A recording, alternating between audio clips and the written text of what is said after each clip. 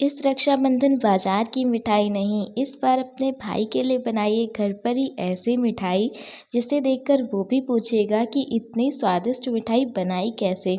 और सबसे खास बात, इसे बनाने के लिए चाहिए बस बेसन, सूजी और घर की कुछ चीज़ें। तो चलिए शुरू करते हैं। जिसके लिए सबसे पहले एक कढ़ाई ले लेनी है, उसमें 2 ढाई चम्मच के लगभग हमें घी डालना है। देसी घी यहाँ पर हम ऐड करेंगे और फिर हमें गैस की फ्लेम को हाई कर देना है और थोड़ी देर बाद जैसे ही हमारा घी पिघल जाएगा, इसमें ऐड करेंगे 2 कटोरी के लगभग बेसन। अगर हम कप लें तो छोटे वाले कप से ये 2 कप बेसन है। और फिर हम इसे अच्छे से थोड़ी देर पकने देंगे और जैसे ही पक जाएगा तो उसमें हम फिर से ऐड कर देंगे सूजी। यहाँ पर अगर आप 2 कटोरी बेसन ले रहे हैं तो आपको सूजी केवल 1 कटोरी ही लेनी है। ये देखिए, सबसे पहले मैंने यहाँ पर 2 कटोरी बेसन डाला था और फिर मैंने इसमें सूजी डाली है, वो भी 1 कटोरी डाली है बस। और फिर हम इसे अच्छे से पका लेंगे धीरे-धीरे करके। अब आपको गैस की फ्लेम को एकदम लो कर देना है, जिससे कि दोनों चीज़ें बिल्कुल अच्छे तरीके से पकनी चाहिए, जिससे कि क्या होगा ना, हमारी मिठाई खाने में पता नहीं चलेगी कि किस चीज़ की बनी है और आप सबसे यही पूछते रहेंगे कि बस इसे गेस करके बताओ कि इतनी टेस्टी मिठाई ये बनी कैसे है। तो आप गैस की फ्लेम को बिल्कुल लो करके इसे भूनिएगा और यहाँ पर आपको जल्दबाज़ी बिल्कुल भी नहीं करनी है, क्योंकि मिठाई का असली स्वाद आता है यहीं से, जब हमारी बेसन और सूजी अच्छे तरीके से भुने होते हैं। इसीलिए धीरे-धीरे भूनेंगे जब तक इसका रंग एकदम खुशबूदार ना हो जाए। और जब ये परफ़ेक्ट तरीके से पक जाएगा तो आपको कुछ इस तरह से दिखेगा। और जब ये पक जाए इस तरह से तो आपको अब इसमें टेस्ट के लिए डालना है नारियल का बुरादा, जिसको आप अपने टेस्ट के अकॉर्डिंग डालिएगा। इसकी क्वांटिटी हम ऊपर-नीचे कर सकते हैं। यहाँ पर मैंने थोड़ा-सा ही नारियल का बुरादा डाला था और फिर जैसे ही इस ये पक जाएगा ना, तो हम इसमें थोड़ा-सा फूड कलर ऐड कर रहे हैं। यहाँ पर मैंने रेड फूड कलर ऐड किया था, जिससे कि मिठाई देखने में और भी टेस्टी लगने लगे। आप यहाँ पर अपने मनपसंद का कोई भी फूड कलर ऐड कर सकते हैं, जिससे कि और भी अच्छी लगने लगे। और अगर आपको ऐड करने का मन नहीं है तो आप नहीं भी करें, बिल्कुल स्किप कर सकते हैं आप इसको। और ये देखिए, जब ये सिर्फ फूड कलर ऐड हो जाएगा तो आपको इसका कलर कुछ इस तरह का दिखेगा। और फिर इसके बाद मैंने यहाँ पर डाली थी 1 डेढ़ चम्मच के लगभग फ्रेश मलाई, जिससे कि टेस्ट बहुत ही बढ़िया आ जाएगा और बहुत ही क्रीमी-क्रीमी से बनकर तैयार होगी। अच्छे से हमें मलाई को मिक्स कर देना है। देन यहाँ पर 1 कटोरी के लगभग यहाँ पर मैंने ली थी पीसी चीनी और इसी में थोड़ा-सा इलायची पाउडर भी मैंने मिक्स करके पहले से रखा हुआ था। और चीनी भी आप अपने टेस्ट के अकॉर्डिंग डालिएगा। अगर आपको ज़्यादा खाना पसंद हो तो आप 1.5 या 2 कटोरी के लगभग चीनी ऐड कर सकते हैं।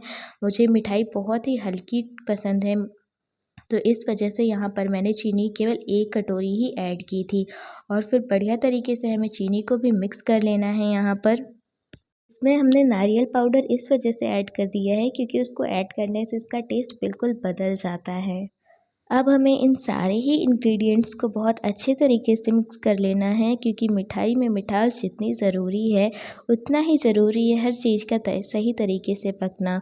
और जैसे ही हमारा बैटर बनकर तैयार हो जाएगा, आई मीन कि जो हमने मिठाई का मिक्सचर बनाया है, देन आपको एक मोल्ड ले लेना है। मोल्ड ना हो तो जैसे मैंने यहाँ पर टिफ़िन लिया है, आप टिफ़िन लीजिएगा और उसमें बटर पेपर लगाइएगा, उसे ग्रीस कर दीजिएगा। देन अपने मनपसंद के इसमें ड्राई फ्रूट्स कट करके आप डालिएगा और अब धीरे-धीरे करके हम अपने मिक्सचर को सेट करेंगे इस टिफ़िन बॉक्स में। आपके पास मोल्ड हो तो आप उसमें सेट करिएगा, वरना ना हो तो आप टिफ़िन बॉक्स यूज़ कर सकते हैं। इसमें भी बहुत बढ़िया तरीके से बनकर निकलती है। और जैसे ही इसको हम इसमें सेट कर देंगे तो आपको एक स्पून लेना है और इसमें डैब-डैब कर देना है। और फिर जैसे ही हमारी मिठाई इसमें सेट हो जाएगी अच्छे तरीके से, तो आपको इसे आधे से 1 घंटे के लिए फ्रिज में रख देना है, जिससे कि बढ़िया तरीके से सेट हो जाए और अच्छे से निकल आए। जब हम इसको फ्रिज में रख देंगे तो जो हल्का सा टाइट हो जाएगा ना, फिर खाने में भी बहुत टेस्टी लगेगा और इसके पीसेस भी बहुत ईज़िली कट हो जाएँगे। तो इसको मैंने 40 मिनट के लिए रख दिया था फ्रिज में सेट होने के लिए। और फिर जैसे ही सेट हो गया था तो आपको एक नाइफ़ लेनी है और इसके सारे साइड से ना आपको एक बार नाइफ़ को घुमा देना है, जिससे कि बहुत ईज़िली निकल आएगा।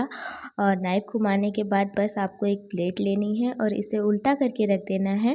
2-3 बार आप डैब-डैब करिएगा ऊपर से, देन इसके बाद आप साइड से 1-2 बार डैब-डैब कर दीजिएगा। बस बहुत ही ईज़िली हमारी मिठाई इससे निकल आएगी। और उसके बाद बटर पेपर को रिमूव करिए और बस कट करिए इसे पीसेज़ में। चलिए अब बारी है इस खूबसूरत मिठाई को काट कर इसको असली लुक देने की। और यकीन मानिए हर पीस को देखकर मन खुश हो जाएगा। अब इसे काटते हैं छोटे छोटे पीसेस में, क्योंकि रक्षाबंधन की मिठास हर किसी तक पहुंचनी चाहिए। देखिए कितने सुंदर और परफेक्ट पीसेस निकल रहे हैं। अब तो बस एक पीस खाने का मन कर रहा है। बट हाँ, पहले आप लोगों को तो दिखा दूँ, मिठाई तैयार थी, रंग भी खूबसूरत था और ये कटिंग इसे बिल्कुल परफेक्ट फिनिश दे रही है।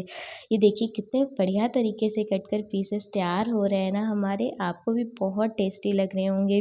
तो इसी बात पे एक लाइक, कमेंट एंड शेयर तो बनता है। अब आपको दिखाते हैं हम इसे रख कर एक प्लेट पे कि कितनी बढ़िया लग रही है। इसे कोई देख कर नहीं बोलेगा कि हमने घर पर तैयार की है। बिल्कुल हलवाई स्टाइल मिठाई है और बहुत ही कम इंग्रेडिएंट से, हमारे घर के ही रखे हुए इंग्रेडिएंट से बनकर तैयार हो जाती है। बहुत ही कम टाइम लगता है इसे बनाने में। तो आप लोग भी इसे एक बार ज़रूर ट्राई कीजिएगा और आगे अपना रिव्यू मुझे कमेंट सेक्शन में ज़रूर बताइएगा। और आज ना मुझे कोल्ड हो रखा है, तो मेरी आवाज़ में अगर आपको कोई प्रॉब्लम हुई हो या फिर कुछ ना समझ में आया हो तो उसके लिए दिल से सॉरी।